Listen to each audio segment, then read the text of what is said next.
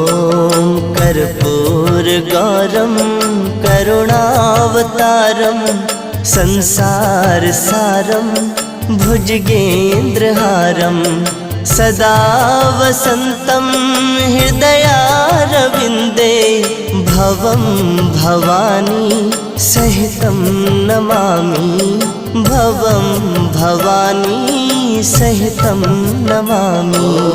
कर्पूरगौरं करुणावतारं संसारसारं